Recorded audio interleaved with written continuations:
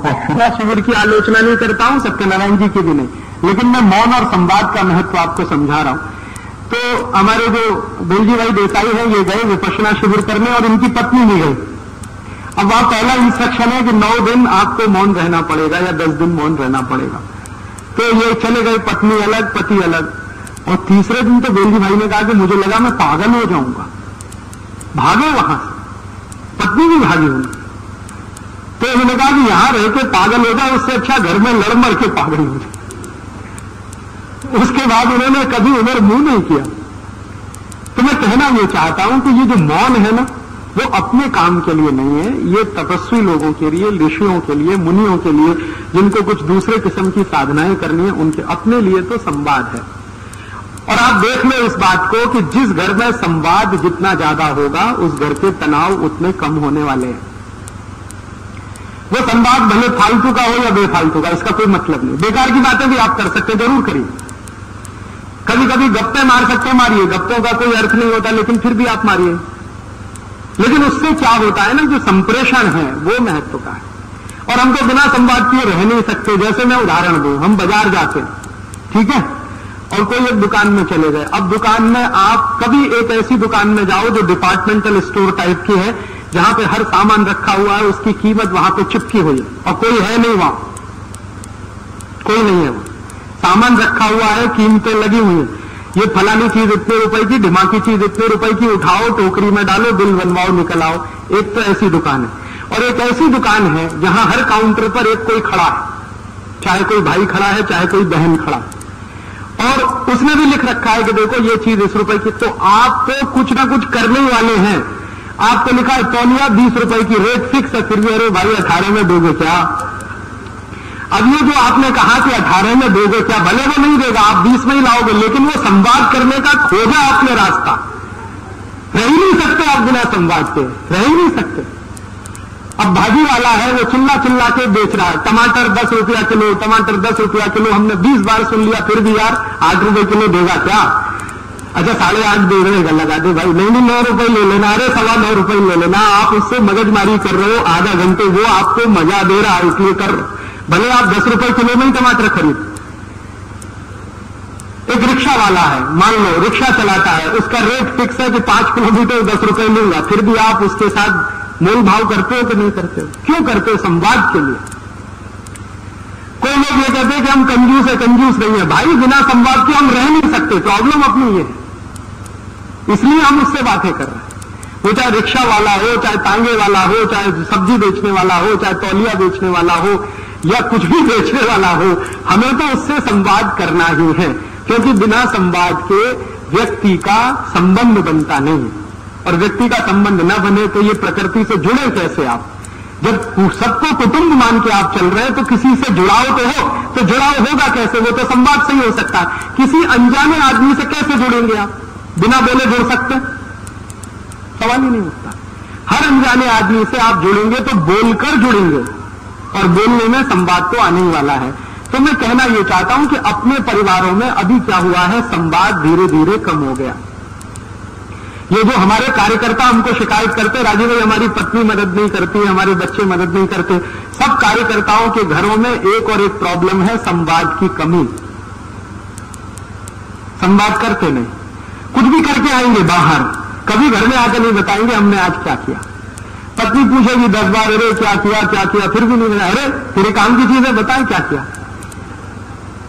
अब जब आप ये मान ही लेते हो कि उसके काम की चीज नहीं है, तो फिर भले आप काम की चीज करो तो वो होने वाली नहीं, सहयोग मिलेगा कैसे आपको?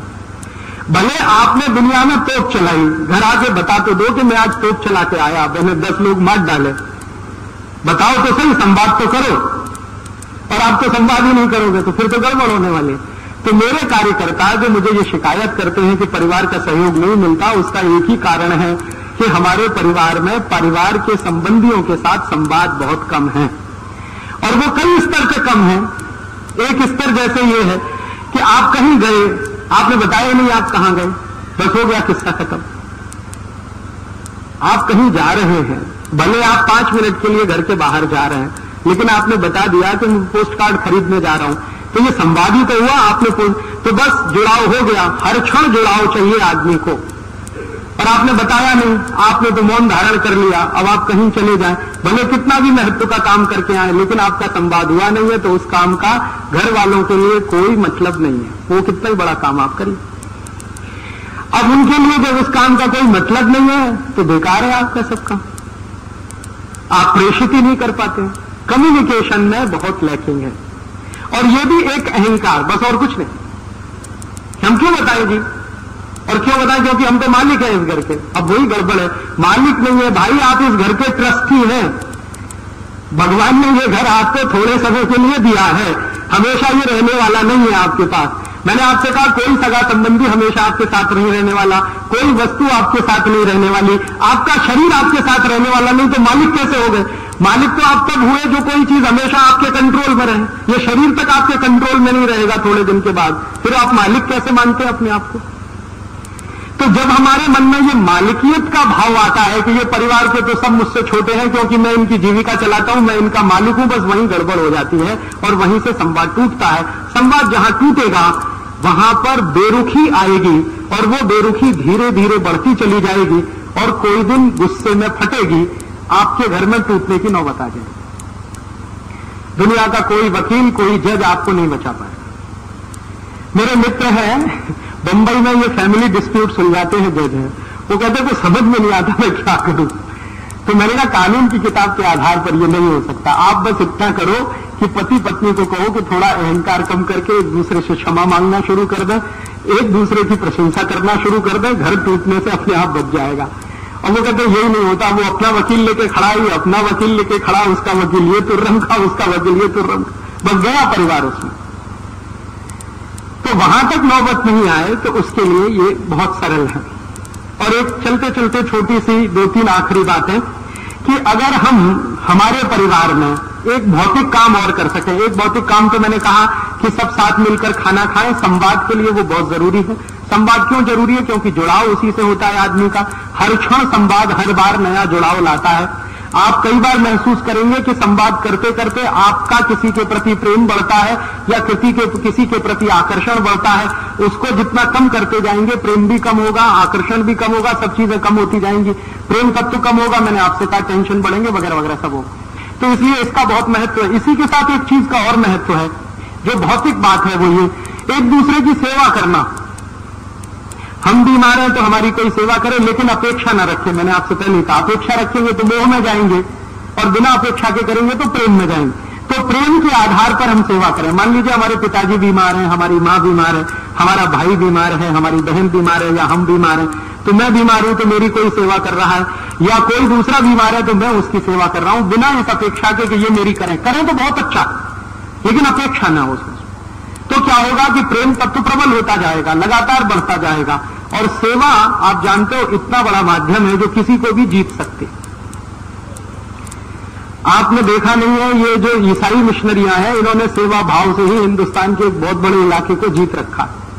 आप कभी नॉर्थ ईस्ट में जाइए, नागालैंड, मिजोरम, मणिपुर, त्रिपुरा, वो पूरा हिस्सा हिंदुस्तान से कटकर अलग होने को तैयार है सिर्फ सेवा के आधार पर। उन्होंने कुछ वो बना दिए हैं हॉस्पिटल, कुछ खोल दिए हैं स्कूल, उन स्कूलों में पढ़ाते हैं बच्चों को, हॉस्पिटल में करते हैं मरीजों की सेवा। बस उसी पर नागालैंड का साधारण नागरिक कहता है जी हमें भारत में नहीं रहना, हमको तो इनके साथ रहना। और उसी की ताकत पर उन्होंने यहां तक करा लिया है कि नागालैंड की भाषा अंग्रेजी है। हिंदुस्तान में 2 ही ऐसे राज्य हैं जिनकी राज्य भाषा अंग्रेजी है, बाकी कोई राज्य नहीं। कल को वो अलग भी हो जाए तो वहां की जनता उनके साथ जाने वाली। तो ये जो सेवा तत्व है ये हमारे यहां बहुत महत्व का है, और ये महत्व का तत्व तो हम परिवार से शुरू करें। परिवार में एक दूसरे की सेवा करना, वो छोटा हो या बड़ा हो, ये इमैटीरियल है। क्योंकि मैंने आपसे कहा कोई छोटा नहीं, कोई बड़ा नहीं, सब ईश्वर तत्व है, सब परमात्मा के अंश है। आप उनके साथ रह रहे हैं, ये आपका सौभाग्य है, या वो आपके साथ रह रहे हैं तो ईश्वर ने आपको मौका दिया है, ट्रस्टी बनाकर इस घर में आपको भेजा। ये भाव अगर आपके मन में है तो किसी की भी सेवा करने में आपको कोई हिचक नहीं आएगी, छोटा हो या बड़ा। तो अगर आपने भौतिक रूप से ये सेवा करना, भौतिक रूप से संवाद करना, एक साथ मिलकर भोजन करना, एक साथ मिलकर बातें करना, ये कुछ छोटी छोटी भौतिक बातें करना शुरू कर दिया, बहुत सारे तनाव, बहुत सारे टेंशन, बहुत सारे परिवार के क्लेश, झगड़े सब मिट जाएंगे। मैं कहना यह चाहता हूं कि झगड़े सभी परिवार में होते हैं, कलह सभी परिवार में होती है, क्लेश सभी परिवार में होता है। कोई ऐसा परिवार दुनिया में नहीं होगा जहां झगड़े ना हो, क्लेश ना हो, कलह ना हो। लेकिन उसको कम करना, उसको समाप्त करना, ये हमारे हाथ में है, ये हमारे कंट्रोल में है। हम थोड़े व्यवहार के परिवर्तन से इन सब चीजों को बहुत आसानी से कंट्रोल कर सकते हैं। चलते चलते एक छोटी सी बात और, आजकल हमारे यहां परिवार अगर चलाना है तो कर्तव्य भाव से चलेगा। अभी हमारे देश में एक गड़बड़ हो गई है, और वो गड़बड़ ये हो गई कि एक संविधान आ गया हमारे देश में, जो हमारी इच्छा से नहीं बना है। ये बिल्कुल सही बात है। We the people of India, ये सबसे बोगस बात है जो लिखी हुई है, क्योंकि हमने कभी आत्मार्पित नहीं किया। 300 लोग थे जिन्होंने इसको बना दिया और उन्होंने घोषित कर दिया कि ये हो गया। अब उसमें गड़बड़ी जो हो गई है, मूल में भूल वो ये हो गई है कि जो कुछ उसमें है वो अधिकार प्रधान है, कर्तव्य प्रधान कुछ है ही नहीं। पूरे संविधान आपको ये अधिकार, आपको ये अधिकार, आपको ये अधिकार, आपको ये अधिकार, आपको ये मौलिक अधिकार, आपको वो मौलिक अधिकार, कर्तव्य भाव उसमें नहीं है। एक जगह है बस पूरे कॉन्स्टिट्यूशन में, आर्टिकल 51, बस उसके बाद कहीं कुछ नहीं है। और अधिकारों के लिखान निकालूं तो 20 आर्टिकल है। तो ये जो अधिकार प्रधान हमने बनाया अपने संविधान को, तो सरकार भी पूरी तरह से अधिकार प्रधान है। सरकार को ये अधिकार है, सरकार को ये अधिकार है, सरकार को ये अधिकार है, सरकार को ये अधिकार है। कर्तव्य क्या है? वहां पे ठन गोपाल। तो मैं कहना यह चाहता हूं कि अपने देश का संविधान और ये जो सरकार है ना, ये बिल्कुल उल्टी दिशा में है। कारण उसका यह है कि ये सब कुछ अधिकार प्रधान व्यवस्था में है। अपना परिवार अधिकार प्रधान व्यवस्था में नहीं चल सकता। परिवार चलेगा कर्तव्य प्रधान व्यवस्था से। परिवार में हम अधिकार से ज्यादा कर्तव्य की बात सोचें। मेरा ये कर्तव्य है, मेरा ये कर्तव्य है, मेरा ये कर्तव्य है, मुझे ये करना है, पति का ये कर्तव्य है, पत्नी का ये है, बेटे का ये है, बेटी का ये है, मां का ये है, पिता का ये है, भाई का ये है, बहन का ये है। सब अपने कर्तव्य भाव से प्रेरित रहे तो परिवार बहुत अच्छे से चलता है। अगर अधिकार भाव से आपने बात करनी शुरू की तो बंटवारे होते हैं। दो भाई जो एक ही मां से पैदा हुए हैं वो क्यों बंटते हैं? 4 भाई जो एक ही मां से पैदा हुए हैं, एक ही तरह का जेनेटिक मटेरियल उनके पास है, वो आपस में झगड़े क्यों करते हैं? संपत्ति का बंटवारा क्यों करते हैं? अधिकार भावना से। मेरा अधिकार इतनी संपत्ति पर, तेरा अधिकार इतनी संपत्ति पर, मेरे हिस्से में इतना, तेरे हिस्से में इतना। तो ये जो अधिकार भावना आई है, ये अंग्रेजों की लाई हुई है हिंदुस्तान में। अगर अंग्रेज नहीं आते तो हिंदुस्तान के समाज में ये अधिकार भावना नहीं होती। अंग्रेजों ने लाकर ऐसे नियम कायदे कानून बनाए और ऐसा ही संविधान बनवा दिया जिसमें अधिकार अधिकार अधिकार तो हर जगह है, कर्तव्य तो कहीं है नहीं। तो मैं आपसे कहना यह चाहता हूं कि आप परिवार अगर चला रहे हो तो कर्तव्य भावना से चलाओ, अधिकार भावना से नहीं। मेरा ये कर्तव्य है, मेरा ये कर्तव्य है, पिता के प्रति बेटे का ये कर्तव्य है, बेटे के प्रति पिता का ये कर्तव्य है, पत्नी के प्रति पति का कर्तव्य है, पति के प्रति पत्नी का कर्तव्य है, वगैरह वगैरह। ये जितना भी कर्तव्य भाव से आप चलेंगे, आपके परिवार में तनाव बिल्कुल नहीं होंगे। तो ये छोटी छोटी बातें, कुछ इसमें भौतिक है, स्थूल है, कुछ आत्मिक है, अंदर की है, मन की है। मन के स्तर पर थोड़ा बदलें, शरीर के स्तर पर थोड़ा बदलें, तो बहुत सुंदर तरीके से आप परिवार में चल सकते हैं। प्रसन्न रहें, प्रसन्न रखना सीखें दूसरों को। ये जो प्रेम है ना, वो प्रसन्नता का एक दूसरा हिस्सा है। कोई पूछे प्रेम का भौतिक स्वरूप बता दो, आप किसी को प्रसन्न रख सकते हैं तो प्रेम करते हैं, नहीं रख सकते तो आप प्रेम नहीं करते, मोह कर सकते हैं उससे। मोह से मैंने कहा स्वार्थ पैदा होगा, स्वार्थ आगे लालच तक ले जाएगा आपको, और कहां ले जाके तोड़ेगा कोई नहीं जानता। लेकिन अगर आपने प्रेम रखा है तो प्रेम में से तो स्वार्थ कभी आने वाला नहीं। प्रेम से तो प्रसन्नता ही निकलेगी, आनंद ही निकलेगा, त्याग की भावना आएगी, कर्तव्य की भावना आएगी। जहां प्रेम प्रधान होगा वहां कर्तव्य अपने आप आ जाएगा, क्योंकि हमें दूसरे को प्रसन्न रखना है तो कर्तव्य भाव में ही रख पाएंगे, अधिकार भाव में तो नहीं रख पाएंगे। तो मेरा ये कर्तव्य है, ये मानकर मैं करूं। और अपने कर्तव्य हम सब समझते ही हैं, ऐसी कोई बड़ी बात नहीं है। सभी जीव जगत के जीव जंतुओं के प्रति हमारा जो कर्तव्य है वही कर्तव्य है हमारा सबके प्रति, जो हमारे परिवार के साथ है या कुटुंब के हिस्से हैं। और अगर ये हम अपने परिवार में करें तो मैं मानता हूं कि आपका परिवार, हमारा परिवार एक अच्छा परिवार बन सकता है, जिसमें तनाव नहीं होंगे, कलह नहीं होगी, क्लेश नहीं होगी। कलह क्लेश कभी होगी भी तो बहुत आसानी से निकल जाएगी। मैंने आपसे कहा कि कभी कलह हो जाए, क्लेश हो जाए, क्षमा मांगने में देर मत करिए और क्षमा करने में देर मत करिए। तो आप देखेंगे 2 मिनट में सब काफूर हो जाएगा। गलतियां हर आदमी करता है, कोई आदमी आदर्श नहीं होता, न कोई स्त्री आदर्श है, न कोई पुरुष आदर्श है, न कोई बेटा आदर्श है, न कोई बाप आदर्श है। हम में से चूंकि कोई आदर्श नहीं है और हम सब परमात्मा के अंश हैं, ये मानकर अगर हम कोई भी बात करेंगे तो बहुत आसानी से क्षमा करना, क्षमा करवाना या क्षमा देना या क्षमा लेना हमें आ जाएगा। बहुत आसानी से हम प्रेम करना सीख जाएंगे, प्रशंसा करना सीख जाएंगे, सेवा बहुत आसानी से हम कर पाएंगे और परिवार को एक अच्छा स्थान बना पाएंगे जहां जो भी रहेगा कर्तव्य भाव।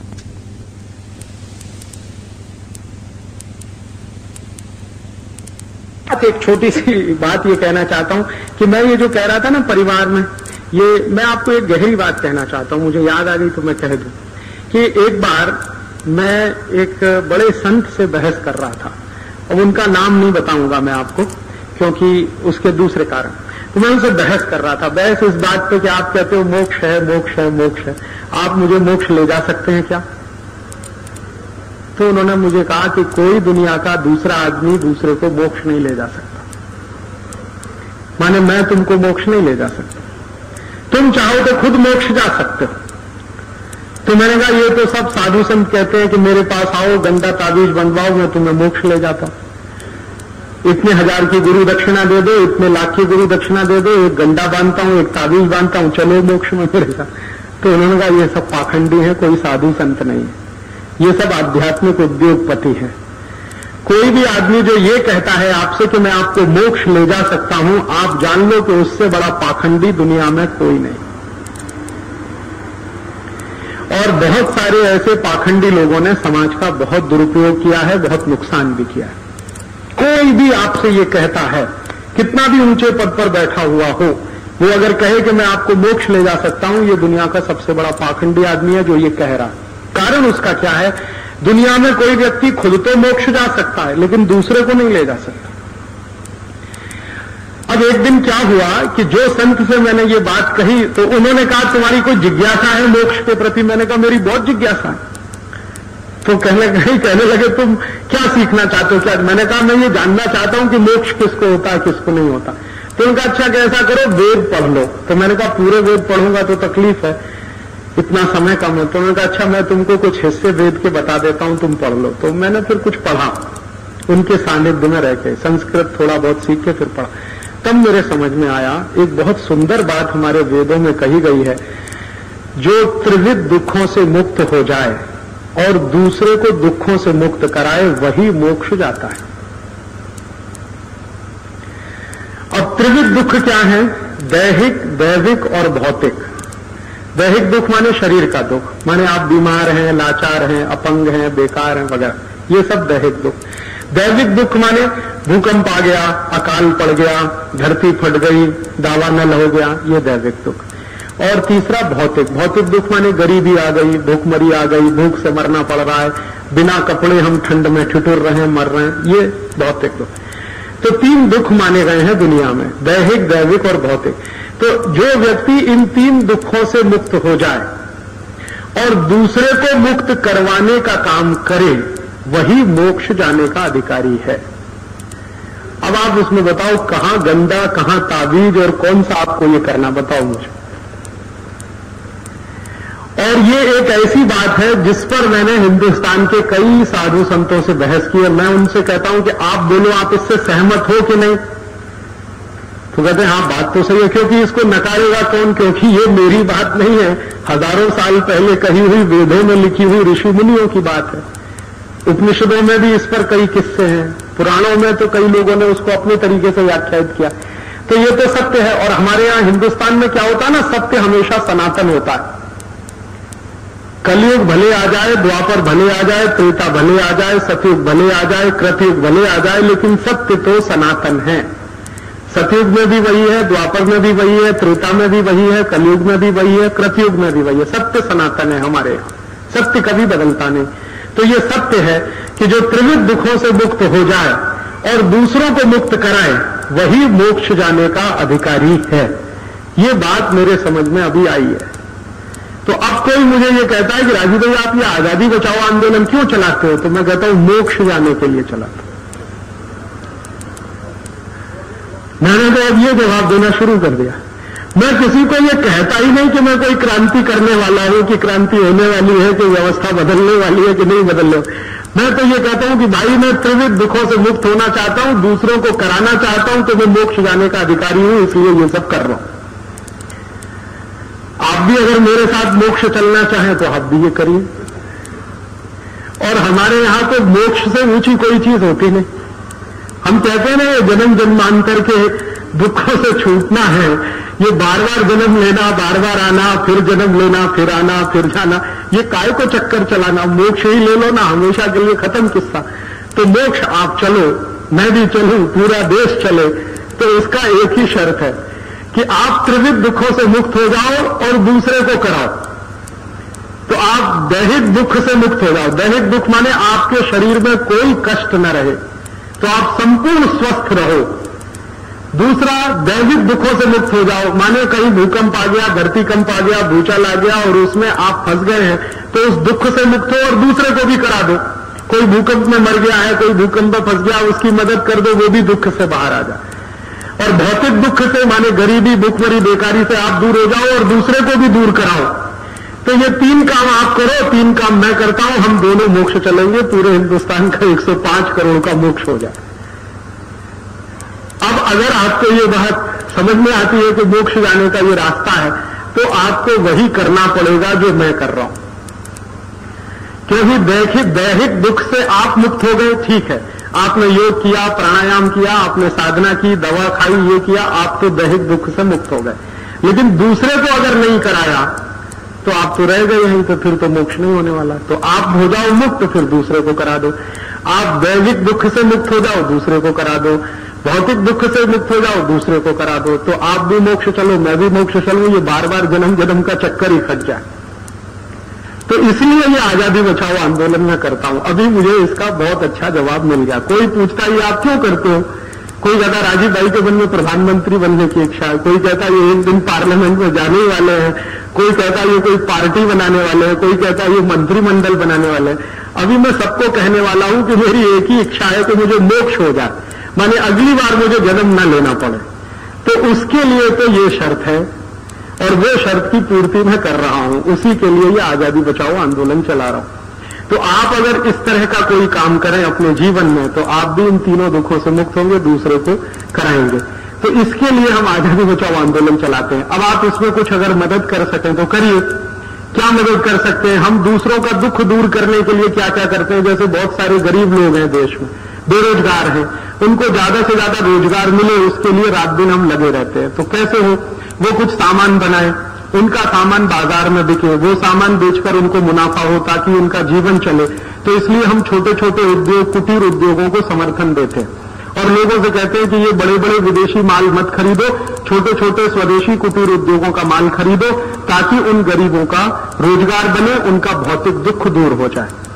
इसी तरह से दैविक दुख दूर करने के लिए अभी जब भूकंप आया, आपने शायद सुना होगा, भयंकर भूकंप आया गुजरात में, तो हम सब आजादी बचाओ आंदोलन के कार्यकर्ता 3 महीने अपना सारा काम धाम छोड़कर वहां गए।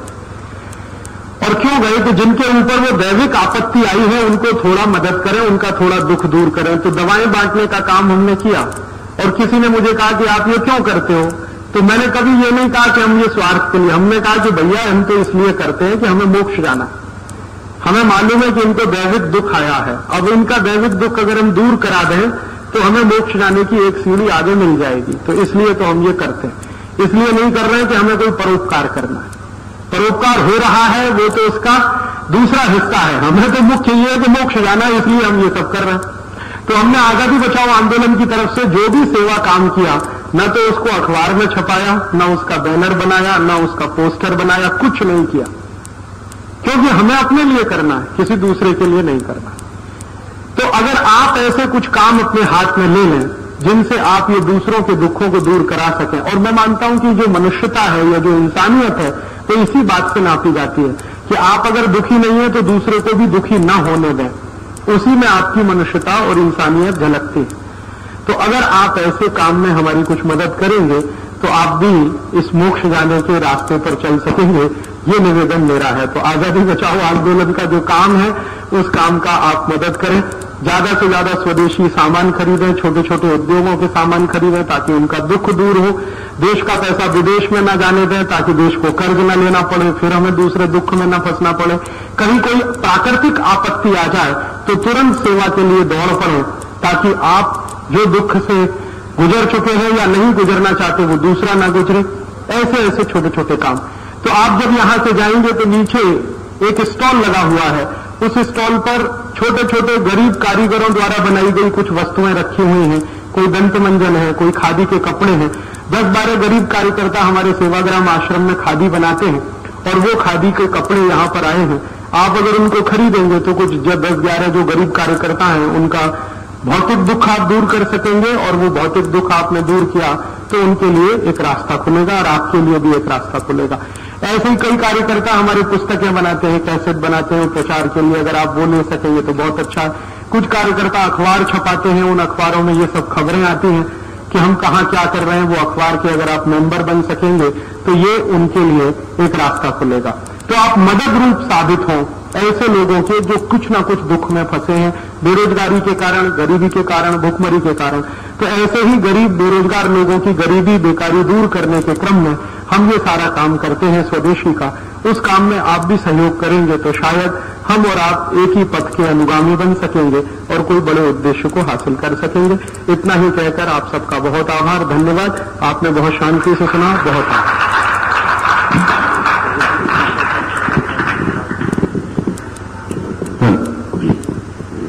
बहुत बहुत धन्यवाद श्री राजीव दीक्षित जी।